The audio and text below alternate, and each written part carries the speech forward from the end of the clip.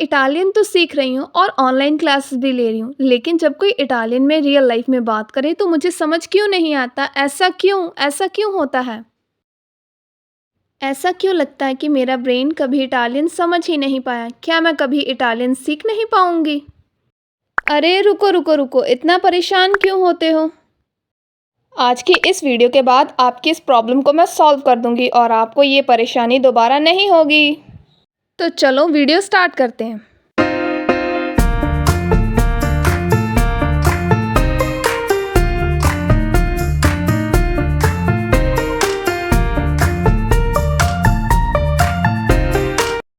Real life में बोलते समय हमें इटालियन समझ क्यों नहीं आती? मेन रीज़न है कि इटालियंस वर्ड को जोड़ कर पढ़ते हैं। हमारी सबसे पहली मिस्टेक क्या होती है कि हम जो इटालियन सीखते हैं हम वो ज़्यादातर ऑनलाइन क्लासेस या फिर क्लास में या फिर स्कूल में जाकर सीखते हैं, है ना?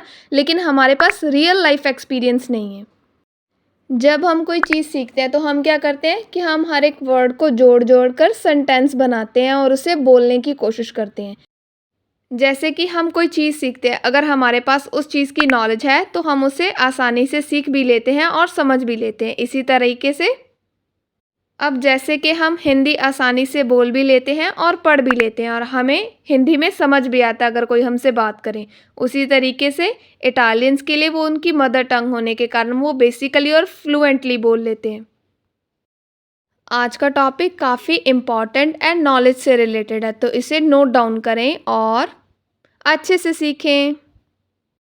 तो आज की वीडियो में हम जानेंगे कि हम अपनी इटालियन को और अच्छे से कैसे इम्प्रूव करें ताकि हमें इटालियन समझने में परेशानी ना हो। तो चलो लेट्स सी स्टार्ट करते हैं। रियल लाइफ में इटालियन समझ क्यों नहीं आती? उसका मेन रीज़न है कि इटालियंस वर्ड को जोड़ कर पढ़ते हैं। तो चलो पहले इसके बारे में जानते हैं।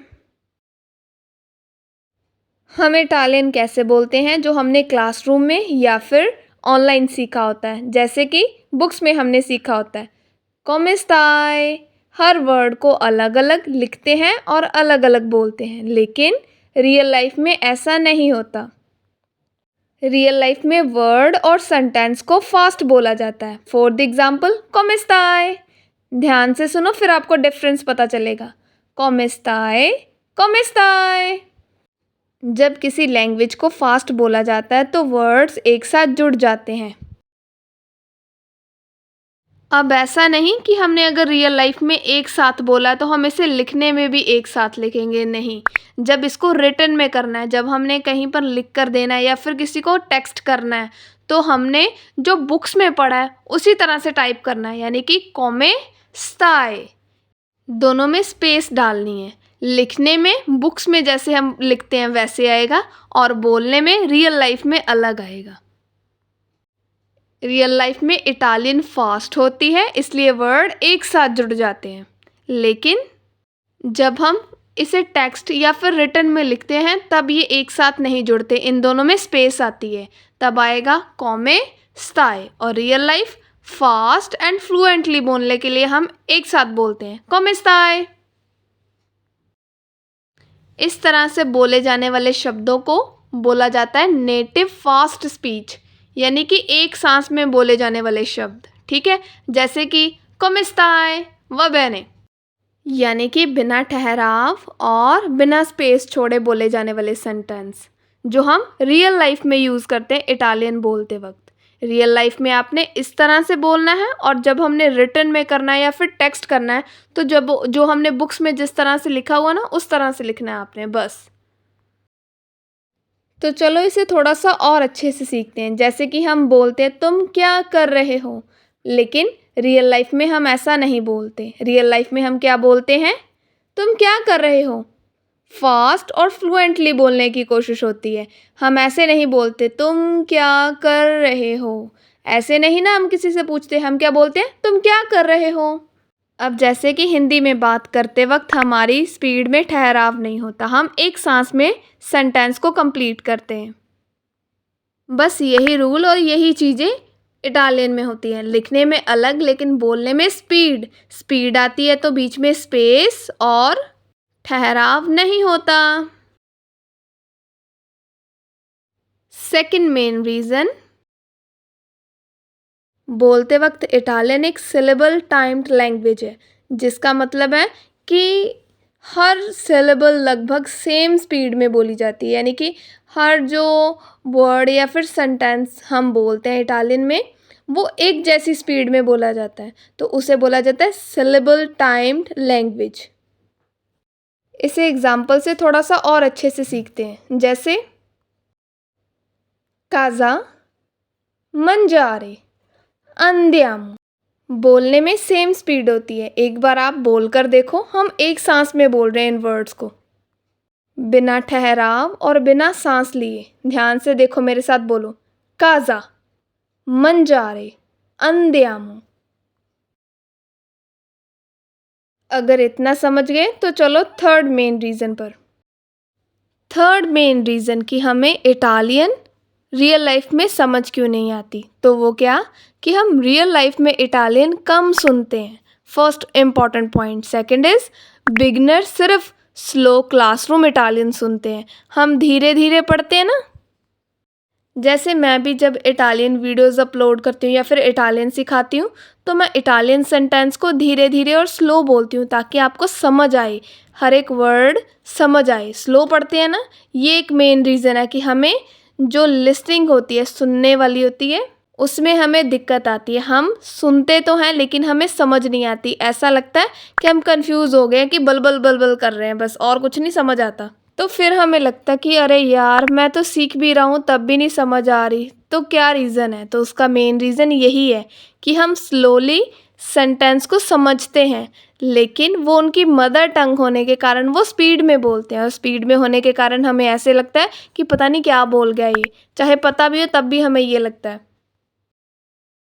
जब हम रियल लाइफ में इटालियन सुनते हैं तो हमें किन चीज़ों का पता चलता है? फास्ट बोलते हैं, ठीक है। सेकंड इज़ वर्ड शॉर्टन करते हैं, यानी कि शब्दों को छोटा करके बोलने की कोशिश करते हैं। नेक्स्ट प्रोनाउंसिएशन बदलते हैं। और फोर्थ इज़ कि इमोशंस ऐड करते हैं। जैसे सेंटेंस होता है उस हिसाब से वो इमोशंस ऐड कर देते हैं, जिस कारण हम कंफ्यूज होते हैं। अब देखो, beginner versus real life experience example से मैं आपको समझाती हूँ। हम पढ़ते हैं व बहने, लेकिन वो बोलते हैं व बहने। हम पढ़ते हैं नो लोसो, वो बोलते हैं नेले ओजो। हम पढ़ते हैं मामा मिया विद स्पेस एंड स्लो, वो बोलते हैं मामा मिया विद स्पीड, इमोशन, एक्सप्रेशंस। बस ये डिफरेंस है एक बिगनर और रियल लाइफ इटालियन में। अगर आपको आज का टॉपिक अच्छा लगा तो वीडियो को लाइक करें एंड कमेंट सेक्शन में रेड हार्ट भेजें। And next step is next topic is BBM, यानी कि बिगनर बिगेस्ट मिस्टेक, कि बिगनर कौन सी सबसे बड़ी गलती करते हैं, अब हम वो जानेंगे। हर वर्ड को पकड़ने की कोशिश इटालियन में। बिगनर्स सोचते हैं कि अगर हमने एक वर्ड भी मिस कर दिया तो सेंटेंस चेंज हो गया, लेकिन ऐसा नहीं।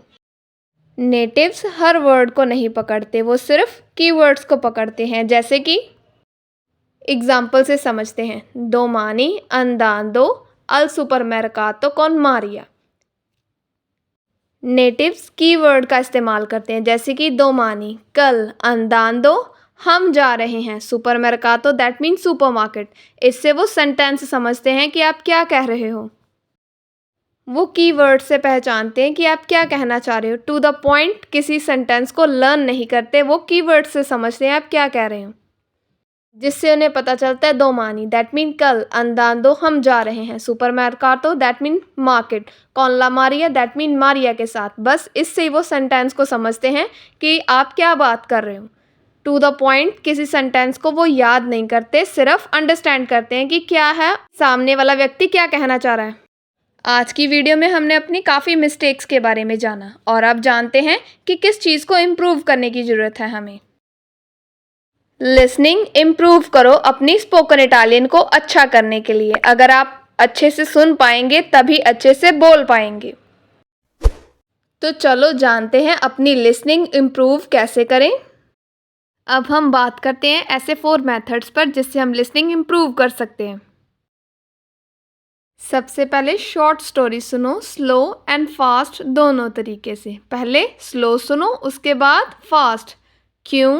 क्योंकि ब्रेन पैटर्न्स पहले समझता है। इसलिए जब हम स्टोरी को स्लो सुनेंगे तो हमें समझ आएगा कि हमने किस तरह से वर्ड्स का इस्तेमाल किया गया है। सेकंड, जब आप फास्ट सुनोगे तो आपको पता चलेगा कि किस तरह से प्रोनाउंस करना है हमने सोशली। स्टोरी को शॉर्ट रखो, जैसे कि 5 से 10 सेकंड की। पहले उसे 30 सेकंड तक स्लो सुनो, फिर उसके बाद फास्ट 5 से 10 सेकंड तक सुनो। क्लिप छोटी होने के कारण अच्छे से समझ आएगा और ज़्यादा परेशानी नहीं आएगी। और छोटी छोटी क्लिप्स लिसनिंग इम्प्रूव और समझने में आसान होती हैं। वीडियो का final touch: listening, understanding, speaking. Slow and fast listening आपको सुनने में हेल्प करेगी। अंडरस्टैंडिंग, कीवर्ड्स पकड़ोगे और पैटर्न समझोगे। स्पीकिंग से आप शैडोइंग एंड प्रैक्टिस कर पाओगे। फाइनल टच: प्रैक्टिस हर दिन करो, स्टेप बाय स्टेप। फर्स्ट, जब आप स्लो एंड फास्ट लिसनिंग सुनेंगे। सेकंड, आप अंडरस्टैंड कर पाओगे। थर्ड, जब आप उसे रिपीट कर करके सुनोगे स्लो एंड फास्ट, तो आपका ब्रेन समझने पाएगा। फोर्थ, जो इस टॉपिक का फाइनल पार्ट है, वो क्या? Showing technique.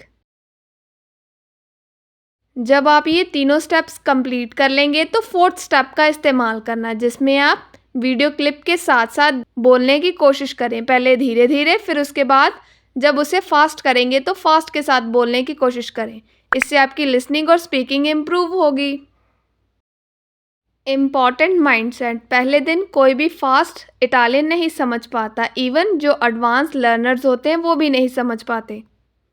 वो भी फास्ट और नेटिव इटालियन से कंफ्यूज्ड हो जाते हैं। तो इसलिए प्रैक्टिस करो और धीरे धीरे सीखो। अगर आप भी इटालियन बोलते वक्त इस प्रॉब्लम को फेस करते हैं तो कमेंट सेक्शन में लिखें इटालियन फास्ट। वीडियो को लाइक करना ना भूलना। और हाँ, अगर आप चाहते हो कि शॉर्ट स्टोरीज मैं अपलोड करूं तो आप मेरे यूट्यूब चैनल के ज्वाइन बटन पर क्लिक करके मेरी इटालियन फैमिली में ज्वाइन हो सकते हैं, जिसमें आपको सेकंड लेवल को सिलेक्ट करना है और ये कुछ फैसिलिटीज़ है जो मैं आपको प्रोवाइड करूँगी इसमें। और इसके साथ साथ मैं अपनी इटालियन फैमिली क्लब के साथ अपने खुद के बनाई हुई PDF फाइल्स एंड नोट्स भी शेयर करूँगी, जहाँ पर आप अपनी लिसनिंग और वोकैबुलरी इश्यूज़ को क्लियर कर सकते हैं।